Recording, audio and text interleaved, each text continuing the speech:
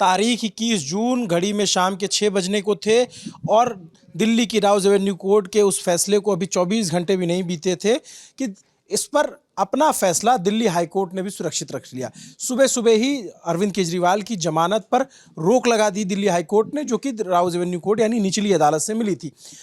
निचली अदालत ने अपने फैसले में ये अपने जो जमानत का आदेश था उसमें कई टिप्पणियां की, जिसमें कहा कि ईडी ने पक्षपाती रवैया अपनाया और ईडी ने सबूत पेश नहीं कर पाई केजरीवाल के खिलाफ। लेकिन जो निचली अदालत का फैसला था जमानत का, इसके खिलाफ दिल्ली हाई कोर्ट चली गई ईडी और ईडी ने वहाँ स्टे ले लिया। क्या क्या हुआ कोर्ट के अंदर, क्या हियरिंग रही, क्या दलीलें रही, हमारे साथी निखिल जो इस पे निगाह बनाए हुए थे। निखिल, आज कल के जमानत के फैसले के बाद आज जब ईडी दिल्ली हाई कोर्ट गई तो वहाँ पे अंदर क्या बातचीत हुई? अंदर अभिनव बहुत बहस हुई है और बहुत ऐसा हीटेड बहस हुई है। एक समय तो ऐसा था कि जब अभिषेक मनु सिंघवी जो कि वरिष्ठ वकील हैं और अरविंद केजरीवाल को रिप्रेजेंट भी कर रहे थे, वो कुछ बात कहने जा रहे थे और एसवी राजू जो कि ईडी के वकील हैं और असिस्टेंट सॉलिसिटर जनरल हैं भारत सरकार में, तो उन्होंने कहा कि नहीं सिंघवी जी उस समय आप नहीं थे, यानी जबकि मैं बात कर रहा हूँ तब तो आप थे ही नहीं सुनवाई में। तो अभिषेक मनु सिंघवी टोक के उनको कहते हैं कि देखिए noise and heat will not solve the issue, माने कि ये आवाज़ शोर करने से गर्मी से समाधान नहीं निकलेगा। तो इस तरह हुआ। शुरुआत ही जब हुआ तो जो एसवी राजू हैं, उन्होंने एसजी हैं जो ईडी का पक्ष रखते हैं, तो उन्होंने कहा कि हमें बोलने का मौका नहीं दिया गया। तो उधर से जवाब आया कि 7 घंटे में आप अगर दलील नहीं रख पाए तो आप कम से कम स्वीकार कीजिए। तो यानी शुरुआत ही जो है हाई पिच पे हुई। बिल्कुल, हम इस पूरे मैटर को कंडेंस कर सकते हैं, मतलब 2-3 बिंदु बना करके। आप अगर जिनको पूरा वीडियो नहीं देखना है, शॉर्ट में आप ये समझिए, ईडी का कहना ये है कि जो जज हैं राउज एवेन्यू कोर्ट की वेकेशन जज न्यायबिंदु जी, उनका जो ऑर्डर है वो परवर्स है। परवर्स का मतलब आप विकृत, उसका एकदम क्लिष्ट हिंदी में निकल आएगा, लेकिन परवर्स का कच्ची भाषा में मतलब होता है नॉट गुड इन लॉ, यानी न्याय सम्मत नहीं है। ऐसा उन्होंने मतलब उन्होंने कहा कि इस जजमेंट की क्वालिटी सही नहीं है लॉ के हिसाब से जो भारत का कानून स्थापित है। फिर उनकी ये शिकायत है कि हमें पर्याप्त बोलने का मौका नहीं दिया गया और हमने जो कहा उसको जजमेंट में स्थान नहीं दिया गया। ये ईडी बार बार कह रही है। ईडी ये भी कह रही है कि जो हमारे बारे में आपने टिप्पणियां की है, माने जो जज साहिबा हैं उन्होंने जो टिप्पणियां की है उससे ईडी बिल्कुल ही एक तो सहमत नहीं है और दूसरा उन्होंने कई जगह ऑफेंस भी लिया। उनका कहना है कि आपको ठीक है, आपको बेल देनी थी, आप बेल दे देती, लेकिन आपने जो बातें कही हैं कि मलाफाइड इंटेंशन है और पक्षपाती रवैया है, उन्होंने कहा कि ये सारी बातें आप कहाँ से लेके आ रही हैं। फिर ईडी के जो मतलब वकील हैं एसवी राजू, वो ये भी कहते हैं कि जिस तरह से मतलब राउज एवेन्यू कोर्ट में जज न्यायबिंदु ने सुप्रीम कोर्ट में हुई घटनाओं को, मतलब जो बेल दी गई थी वो कैनवसिंग के लिए, इलेक्शन में प्रचार के लिए जो दी गई थी, उन्होंने उस फैसले को जिस तरह से देखा है, जो बाकी जो प्रोसीडिंग्स हाई कोर्ट्स में और सुप्रीम कोर्ट को जिस तरह से रीड किया है, उससे हम सहमत नहीं हैं। उन्होंने जो कंक्लूजन वहाँ से निकाला उससे हम सहमत नहीं हैं। तो ये एसवी राजू का कहना हुआ कि हमें टाइम नहीं दिया गया। अच्छा, एसवी राजू ये भी कह रहे हैं कि हमने एक बहुत ही डिटेल रिप्लाई दिया था, एक बड़ा सा दस्तावेज दिया था। मुझे नहीं जानकारी है कि वो प्रिंट आउट की बात कर रहे हैं या एक बहुत बड़े पीडीएफ डॉक्यूमेंट की बात कर रहे हैं, पर उनका कहना था कि हमने बहुत सारा दस्तावेज न्यायालय के सामने पटल पे रखे थे, लेकिन उन्होंने देखा नहीं। और उनका एसवी राजू ये तक कह रहे हैं कि जज भी खुद कह रही थी कि मैं इन सारी चीज़ों को इतने डिटेल में नहीं जा सकती हूँ अभी, आप ब्रीफ में अपनी बात रखिए, मुझे अपना फैसला सुनाना है। ये कह रही थी सोनल आप? मैं ये कह रही थी कि वो बहुत डिटेल में उन्होंने पीडीएफ सबमिट किया था और वो उसकी ही बात कर रहे थे। पीडीएफ का प्रिंट आउट भी वहाँ पर मौजूद था कि जब ये सारा आपके सामने है तब जो न्यायबिंदु जी हैं जो वहाँ पर दिल्ली राउज एवेन्यू कोर्ट में थी, उन्होंने कहा कि मैं इतना डिटेल नहीं पढ़ सकती, क्रक्स क्या है क्रक्स पर आइए। और जो 3 आर्ग्यूमेंट दिल्ली के राउज एवेन्यू कोर्ट में आज कल फैसला सुनाया गया, आज उस पूरे कोर्ट के फैसले की रिपोर्ट आई। रिपोर्ट में 3 सबसे मेजर पॉइंट्स थे, जिसमें से एक का जिक्र निखिल ने किया कि आप पक्षपाती रवैया अपना रहे, ईडी पक्षपाती रवैया अपना रहा है। दूसरा पॉइंट ये कि न्याय होते हुए दिखना भी चाहिए, न्याय सिर्फ हो रहा है ये काफ़ी नहीं है, ये दिखना भी चाहिए। और तीसरा पॉइंट ये कि जो ईडी केजरीवाल के खिलाफ बात कर रही है उस आर्ग्यूमेंट के सपोर्ट में कोई सबूत नहीं है। ये 3 जो मेजर आर्ग्यूमेंट है जमानत देने के लिए, जो 3 आर्ग्यूमेंट जस्टिस न्यायबिंदु ने रखे थे वो ये थे। इसी का ही आज निखिल रिप्लाई एएसवी राजू ने पॉइंट दर पॉइंट ये बोला और इसे ही बेस बनाते हुए कहा कि अगर इसमें से कोई एक बात भी गलत है तो फिर तो बेल मिलनी ही नहीं चाहिए, और यही फिर आगे जाके कारण। जी, तो दिल्ली हाई कोर्ट के जो जस्टिस हैं उन्होंने क्या कहा? उन्होंने तो देखिए, सबसे पहले क्या हुआ, ये एक डबल बेंच के पास में अर्जेंट उसके लिए लिस्टिंग के लिए गए थे, क्योंकि हम जानते हैं कि कल रात को 8 बजे के करीब राउज एवेन्यू का फैसला आया था, तो रात को तो सब जेल वेल बंद हो जाती है, तो मतलब वर्किंग आवर्स आपके ख़त्म हो गए हैं। तो यही था कि अगर कुछ नहीं होता है तो आज हो सकता है केजरीवाल बाहर आ जाते हैं, अगर वो लिखा पढ़ी उसकी पूरी हो जाती तो हम देखते उन्हें बाहर आते हुए। तो इसलिए जो रात को ही एक ब्रेकिंग आ गई थी, हमने अपने दर्शकों को कल बताया भी था कि ईडी की पूरी कोशिश होगी कि ये किसी भी तरह से रोकना है, वो कहीं एक ऊपरी अदालत में जाके उनकी कोशिश रहेगी कि या तो स्टे मिल जाए या तो लिस्ट कुछ भी ऐसा हो जाए कि ये प्रक्रिया आगे बढ़ जाए। क्योंकि जज राउज एवेन्यू कोर्ट में ही दरखास्त ईडी की थी कि आप ठीक है, आपने ये डिसीजन दे दिया, लेकिन आप डिसीजन को तब तक स्टे कर दीजिए जब तक हम कोई अपील करते हैं। वो उन्होंने नहीं किया, इसका मतलब अब बेल पे कोई दिक्कत नहीं थी। तो इस सुबह सुबह पहुंचे एकदम दिल्ली हाई कोर्ट, और जो डिवीजन बेंच थी जस्टिस सुधीर कुमार जैन की और जस्टिस रविंदर दुदेजा सॉरी उनका नाम है, इनके सामने गई। तो उन्होंने कहा कि लिस्टिंग की उन्होंने मतलब दरखास्त की। उसके बाद में फिर जब इनको पता चला, अरविंद केजरीवाल के वकीलों को पता ही था कि वो ईडी जाएगी या जाएगी, तब ब्रेकिंग से उनको पता चला होगा, तो भाई उनके वकील भी वहाँ पहुँचे। तो इनका था कि ये ईडी की तरफ से ये कहा गया कि डिसीजन अभी हमारे पास भी नहीं आया क्योंकि वो ऑर्डर अपलोड नहीं हुआ है। हाँ, तो उन्होंने कहा कि लेकिन हम इसमें एक अर्जेंट मतलब ये अर्जेंट मैटर है, जिस हमें पूरा अपनी बात रखने का मौका नहीं दिया गया, इसको आप कृपया लिस्ट करें। तो कोर्ट ने कहा कि ठीक है, हम इसे देखेंगे, लेकिन अभी हमारे पास भी फाइल वो पहुंची नहीं है, मतलब जो आप, क्योंकि याचिका में वो जिस ऑर्डर को चुनौती देना है वो भी लगना है। इसीलिए तो ये आम आदमी पार्टी के कुछ लोग आरोप लगा रहे थे कि जिसका ऑर्डर ही नहीं आया था उस ऑर्डर पे स्टे कैसे लग गया। तो फिर कोर्ट ने कहा कि आप 10-15 मिनट आप दोनों रुकिए, क्योंकि यहाँ से अरविंद केजरीवाल के वकील भी पहुंच गए थे, अभिषेक मनु सिंह भी शायद ऑनलाइन जुड़ने की कोशिश कर रहे थे। तो उन्होंने भी कहा कि भाई अगर उसको जल्दी, आप अगर इसको कंसीडर करना चाहते हैं तो इस मैटर को जल्दी लिस्ट कर दीजिए, वरना ये होगा कि भाई सुनवाई और प्रक्रिया में दिन चला जाएगा, और आज फ्राइडे है और फिर सैटरडे और संडे आ जाएगा, तो सैटरडे संडे में तो किसी का भाई आदमी जहाँ है वहीं रह जाएगा। ये अरविंद केजरीवाल के वकीलों का तर्क था कि करना है तो इसे आप अर्जेंट ही लिस्ट कर। ईडी आज पूरी तैयारी के साथ पहुंची थी। ईडी का तो पूरा मतलब जिसको कहते हैं, वो शायद एसवी राजू बड़े नाराज होंगे, मैंने तो सुना नहीं, मैंने तो जो पढ़ा उनके आर्गुमेंट्स को देख करके उससे लगा। उनके बिंदु पे आ जाते हैं अब। अच्छा, जब शुरू में चल रहा था ये, जब ईडी की तरफ से दलीलें आ रही थी कि हमको सुना नहीं, हमको हमारे इसको रिकॉर्ड नहीं किया, तो अभिषेक मनु सिंघवी और जो दूसरे वकील हैं, चौधरी शायद उनका नाम है, अरविंद केजरीवाल के जो दूसरे विक्रम चौधरी, तो उन्होंने कहा कि भाई मतलब अगर कोई 7-8 घंटे की अगर सुनवाई उसमें चल रही है और उसके बाद न्यायालय का अगर फैसला आया और उसमें भी आपको लगता है कि आपको नहीं सुना गया, तो आपको ग्रेसफुली एक्सेप्ट कर लेनी चाहिए इस चीज़ को। नहीं हुआ, चलिए ठीक है, आगे हमने देखा ये कि आज कुछ देर बाद 10-15 मिनट में वो हाई कोर्ट में फाइल आई और फिर वो मैटर लिस्टिंग में दिखने लगा, और वो गया जस्टिस सुधीर कुमार जैन की सिंगल पीठ के सामने कि इतने बजे यहाँ सुनवाई होगी। फिर सब लोग वेट करने लगे कि वहाँ क्या होगा। तो वहाँ पे सबसे पहला तो जो हमने पहले बताया कि एसवी राजू ने कहा कि जब एक दिन पहले राउज एवेन्यू कोर्ट में जब तर्क हो रहे थे, तब जब मैंने बोलना शुरू किया, जब अरविंद केजरीवाल के वकील बोल रहे थे, तो उनसे कुछ नहीं कहा गया, लेकिन उन्होंने अपनी बात ब्रीफ में ही रखी, है ना। उन्हें ब्रीफ में रखने को नहीं कहा गया, उन्होंने ब्रीफ में ही अपना समअप कर दिया। जब मैंने बोलना शुरू किया तो मुझे ब्रीफ में रखने को कहा गया, ये उनकी शिकायत थी। तो इसके जवाब में फिर मतलब अरविंद केजरीवाल के जो वकील हैं चौधरी, उन्होंने कहा कि भाई मैं मतलब अपनी बात जैसे रखना चाहूँ वो मेरा प्रेरोगेटिव है ना, मुझे ब्रीफ में रखना होगा मैं ब्रीफ में रखूँगा, मुझे ज़्यादा बोलना होगा मैं ज़्यादा बोलूँगा। फिर ईडी की ये भी शिकायत थी कि रिजॉइंडर हमें नहीं देने दिया गया। मान के चलिए मतलब ईडी ने कुछ कहा और अरविंद केजरीवाल की तरफ से कुछ कहा गया, इसके बाद में आप रिप्लाई मतलब रिजॉइंडर दे सकते हैं, आप अपनी बात में कुछ जोड़ सकते हैं। तो अरविंद केजरीवाल के वकीलों ने अपनी बात में कुछ जोड़ा। जब एसवी राजू का यह कहना था कि जब ईडी अपनी बात में कुछ जोड़ना चाहती थी एक रिजॉइंडर देके, वो मौका उनको नहीं मिला।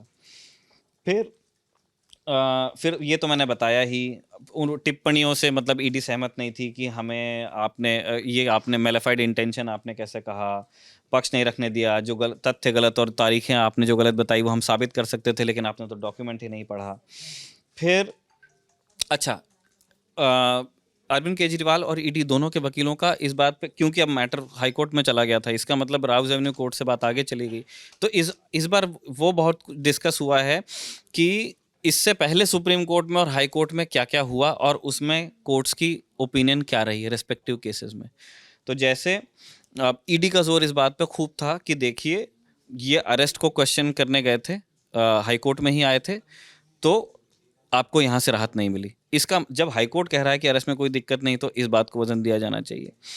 तो अभिषेक मनु सिंह भी सीधे सीधे तो ये नहीं कह रहे हैं, लेकिन वो इस तर्क को बार बार मेंशन जरूर कर रहे हैं कि देखिए सुप्रीम कोर्ट ने भी तो बेल दी थी, ठीक है, कैनवसिंग के लिए दी थी, और उन्होंने ये नहीं कहा था कि केस के मेरिट पे हम टिप्पणी करते हैं, लेकिन उन्होंने बेल तो दी थी।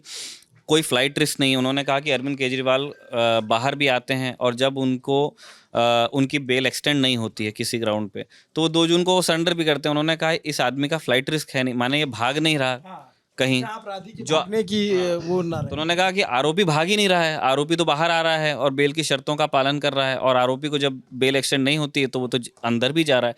तो उन्होंने कहा कि इन सारी चीज़ों का आपको ध्यान रखना चाहिए था। अरविंद केजरीवाल के वकीलों की तरफ से ये भी कहा गया कि जब अरेस्ट वाला मैटर सुना जा रहा था तो उसमें ये कहीं नहीं कहा गया कि जो ट्रायल कोर्ट है वो बेल पे ना विचार करे। तो अभिषेक मनु सिंघवी और जो अरविंद केजरीवाल के बाकी वकील थे, उनका उस पैनल का ये बार बार कहना था कि सुप्रीम कोर्ट ने ये, ठीक है उन्होंने अरेस्ट को ठीक बताया होगा, हाई कोर्ट ने अरेस्ट को ठीक बताया होगा, लेकिन ये कभी ताकीद नहीं की गई किसी लोअर कोर्ट को कि आप बेल पे विचार न करें। तो और उन्होंने सवाल पूछा कि अगर उन्होंने लिबर्टी दी है ट्रायल कोर्ट को, तो ट्रायल कोर्ट इस बात पे क्यों ना विचार करे, और उन्होंने अपने विवेक में बेल का फैसला दिया है, तो इसमें प्रॉब्लम क्या है। अच्छा, आम आदमी ईडी के बारे में जब कहा गया कि वो मनी टेल इस्टेब्लिश नहीं कर पाए हैं, तो आज एसवी राजू ने आके कहा कि जो 100 करोड़ लेने का जो मैटर है कि अरविंद केजरीवाल ने कथित रूप से 100 करोड़ रुपए की रिश्वत की मांग की और वो पैसा हाथ भी बदलता है, यानी किसी ने किसी को दिया और उसका चुनाव में, उन्होंने कहा कि हमारे पास में अकाट्य सबूत है, हम दिखा सकते हैं, लेकिन कोर्ट ने उसे कंसीडर नहीं किया। तो जब ये सारी बातें हो रही थी तो फिर अरविंद केजरीवाल के वकीलों की तरफ से कहा गया कि भाई ये तो बेल पे सुनवाई चल रही है ना, अभी आप क्या चाह रहे हैं कि पूरा मैटर ही एक बार में थोड़ी डिस्कस हो जाएगा। इस तरह से बात चलती रही। ईडी की तरफ से ये भी कहा गया कि हमारे पास में जो गवाह हैं, ये सारी दलीलें तो मतलब पहले भी हर कोर्ट में दी जाती रही हैं।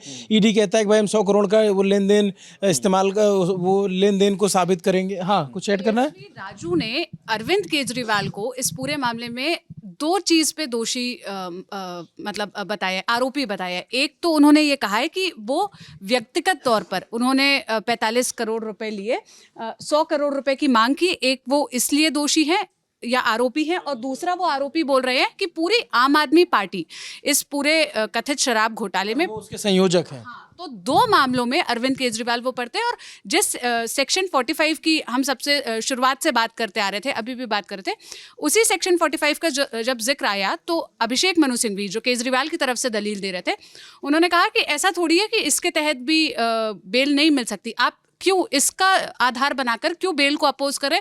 केजरीवाल कोई टेररिस्ट नहीं है, उन्होंने कोई ऐसा जेनोसाइड नहीं किया है, कोई आतंकवादी नहीं है। वो आएंगे भी तो बाहर आएंगे, जैसा निखिल ने आर्ग्यूमेंट को पढ़कर बताया था कि बाहर आएंगे, काम करेंगे, और अगर आपको लगता है तो ऐसा तो नहीं इस फैसले को पलटा नहीं जा सकता, आप वापस जेल में डाल दें। तो इस चीज़ को सबसे ज़्यादा बेस बनाया गया, इस पॉइंट को सबसे प्रमुखता से। निखिल, आज भी जैसे कल की तरह आज भी बड़ी लंबी सुनवाई चली। जैसे आज तो सुबह ही है, सुबह हम लोग जब मोबाइल देखते हैं तो सुबह 10-11 बजे के करीब ये ब्रेकिंग आ गई कि जेल इन जमानत से बाहर नहीं आएंगे।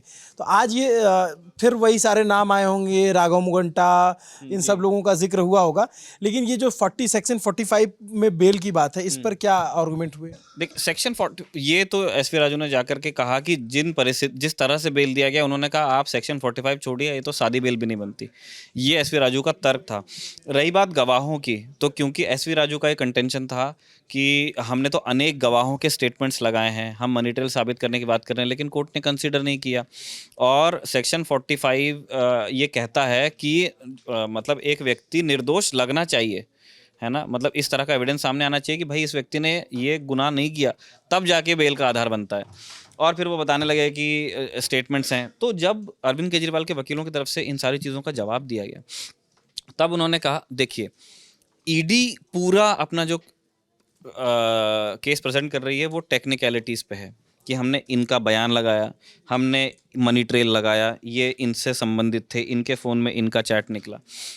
अभी अरविंद केजरीवाल का जो डिफेंस है वो पूरी तरह वो उसमें एक तो वो इन सारे चीज़ों को क्वेश्चन करते हैं। उन्होंने कहा कि ये सबूत है तो कैसे है, इनका आपने फ़ोन में चैट दिखाया तो ये साबित कैसे होता है। वो इस बात पे बहुत ज़्यादा फोकस करते हैं कि जो सबूत ईडी पेश कर भी रही है वो सर्कमस्टेंशियल है। इसमें कई बार ये क्रोनोलॉजी को बार बार क्वेश्चन करते हैं। वो कहते हैं कि एक वाईएसआरसीपी के सांसद हैं, 9 स्टेटमेंट उनके आए और 9 स्टेटमेंट्स में उन्होंने कभी, ये अरविंद केजरीवाल के वकीलों ने कहा, उन्होंने कहा कि भाई 9 स्टेटमेंट्स आए, वाईएसआरसीपी के वो नेता हैं और उसमें कहीं अरविंद केजरीवाल का नाम नहीं था। उनके बेटे अरेस्ट होते हैं नवंबर में और उसके बाद उनका एक स्टेटमेंट आता है जिसमें अरविंद केजरीवाल का नाम होता है और बेटे को बेल मिल जाती है।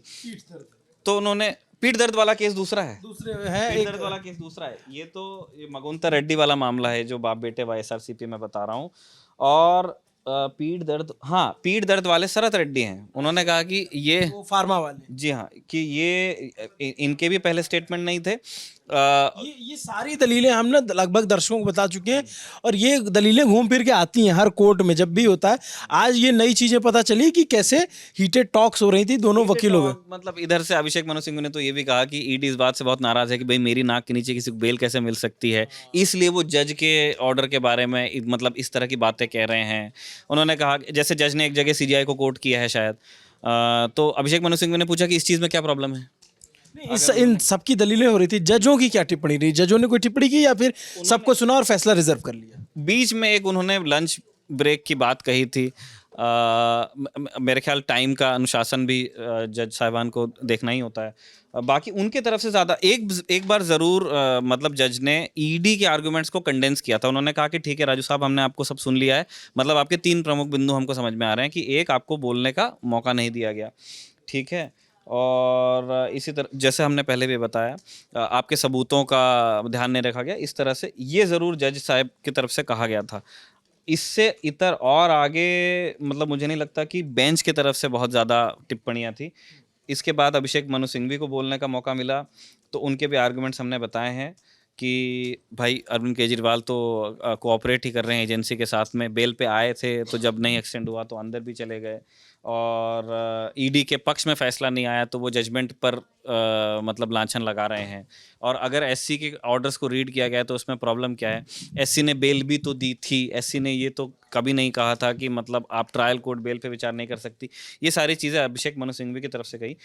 तो फिर अंत में फिर मतलब जज ने कहा कि सब के तर्क अब सुन लिए गए हैं, हम 2-3 दिन के लिए ऑर्डर रिजर्व कर रहे हैं, तब तक राउज एवेन्यू कोर्ट के फैसले के अमल पर रोक लगती है।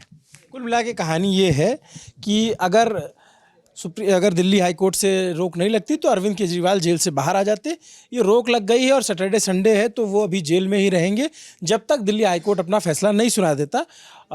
जो कल आम आदमी पार्टी के समर्थकों ने पटाखे बजाए वो उनको हो सकता है कि उस पर थोड़ा सा धैर्य और समय लगे कि वो पटाखों का फल मिला कि नहीं मिला, क्योंकि अरविंद केजरीवाल अभी जेल से बाहर आएंगे ही नहीं, सस्पेंस है। देखिए जो कोर्ट से फैसला आ जाता है एक लाइन में कि ज़मानत मिली या ज़मानत खारिज हो गई, आर्डर ये हो गया या फिर रोक लग गई, उसके पीछे बहुत मज़ेदार और बहुत ही तर्कपूर्ण और कई बार हीटेड दलीलें होती हैं जो कोर्ट के अंदर होती हैं और वो अपने आप में देखना बड़ा दिलचस्प होता है। ये जो सारी दलीलें थी हमारे साथी निखिल और सोनल ने आपके सामने बताई और ये लाइव लॉ के हवाले से बताया सब कुछ। आपको अब इस फैसले पर इन दलीलों पे क्या सोचना है कमेंट करके ज़रूर बताइए। नमस्ते, मेरा नाम अभिनव पांडे, देखते रहिए दी ललन टॉप। शुक्रिया।